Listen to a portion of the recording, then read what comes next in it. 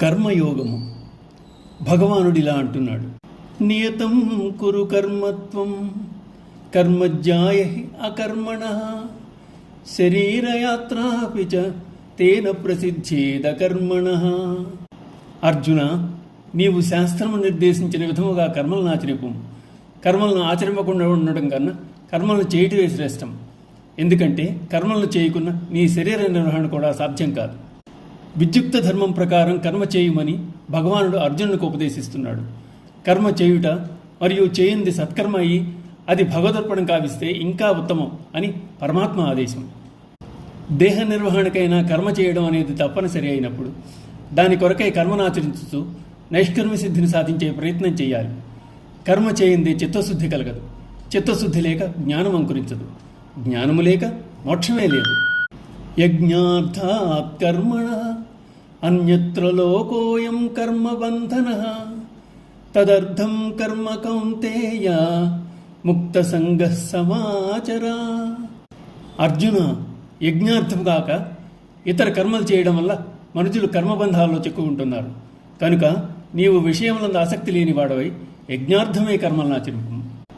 ఈ శ్లోకమందు చెప్పబడిన యజ్ఞం మామూలుగా అగ్నిహోమాదులతో జరపబడే యజ్ఞం కాదు.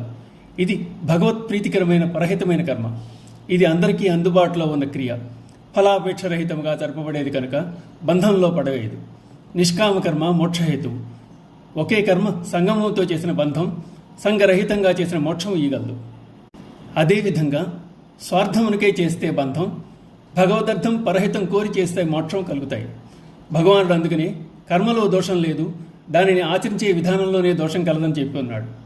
అలా ఆచరించినప్పుడు కర్మయే మహాయజ్ఞంగా మారిపోతుంది, ధ్యానంగా రూపు చెందుతుంది. సహయజ్ఞ ప్రజా సృష్ట్యా పురోవాచ ప్రజాపతి అనేన ప్రసవిష్యధ్వమేష ఓస్తిష్టక్క మధుకు. కల్పాదియందు బ్రహ్మ యజ్ఞ సహితముగా ప్రజలను సృష్టించి మీరు ఈ యజ్ఞముల ద్వారా వృద్ధి చెందండి. ఈ యజ్ఞములు కామధేనువుల వలె మీరు కోరిన కోరికలనెల్లా తీర్చును అని పలికాడు.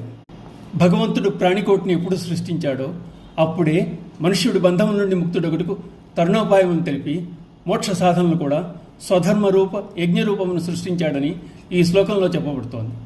ఈ యజ్ఞముల వలన మనిషికి ప్రధానంగా కావలసిన దుఃఖరాహిత్యము, పరమానంద ప్రాప్తి రెండూ లభ్యమవుతాయి. ఓం నమో భగవతే వాసుదేవాయ.